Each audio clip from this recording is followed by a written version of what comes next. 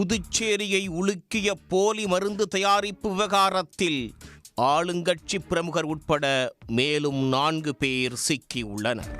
புதுச்சேரியில் போலி மருந்து தொழிற்சாலைகள் குடோன்களை சிபிசிஐடி கண்டறிந்து சீல் வைத்து உரிமையாளர் ராஜா உட்பட 16 பேரை கைது செய்தது.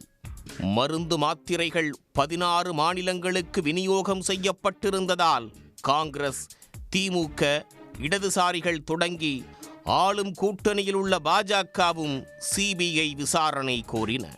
தேசிய கட்சிகளான காங்கிரசும் பாஜகவும் துணைநிலை ஆளுநரிடம் மனு அளித்தது.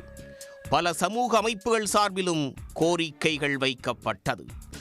ஆளுநரிடம் மனு கொடுத்தும் நடவடிக்கை இல்லாததால் டெல்லி சென்று காங்கிரஸ் போராட்டம் நடத்தியது.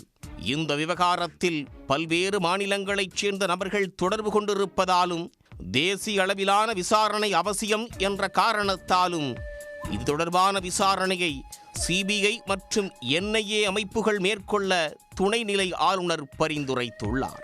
பல மாநிலங்களில் மருந்து விற்பனை நடைபெற்றதால் சிபிஐ விசாரணைக்கும், மருந்து மூலப்பொருட்கள் உள்ளிட்ட கெமிக்கல்கள் வாங்கப்பட்டிருப்பதால் என்ஐஏ விசாரணைக்கும் பரிந்துரைத்துள்ளார். போலி மருந்து தொழிற்சாலை வழக்கில் ராஜா, விவேக் உட்பட மொத்தமாக 16 பேர் கைது செய்யப்பட்டு சிறையில் அடைக்கப்பட்டுள்ள நிலையில் இந்த வழக்கில் தொடர்புடைய என்ஆர் காங்கிரஸ் பிரமுகர் மணிகண்டன், பூத்துறை ஆனந்தராஜ், கோட்டக்குப்பத்தைச் சேர்ந்த குமரவேலு, முருங்கப்பாக்கத்தைச் சேர்ந்த செல்வராஜ் உட்பட 4 பேரை சிறப்பு புலனாய்வு குழு கைது செய்து காலாப்பட்டு மத்திய சிறையில் அடைத்தனர்.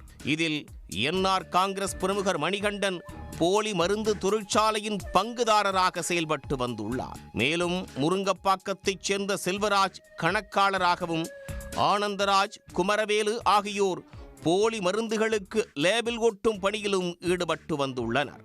தொடர்ந்து மற்ற நபர்களையும் சிறப்பு புலனாய்வு குழுவினர் தீவிரமாக தேடி வருகின்றனர். போலி மருந்து விவகாரத்தில் ஆளுங்கட்சி பிரமுகர் கைது செய்யப்பட்ட சம்பவம் புதுவை அரசியலில் பரபரப்பை கிளப்பியுள்ளது. உடனுக்குடன் செய்திகளை தெரிந்து கொள்ள சன் நியூஸ் பெல் ஐகானை கிளிக் பண்ணுங்க.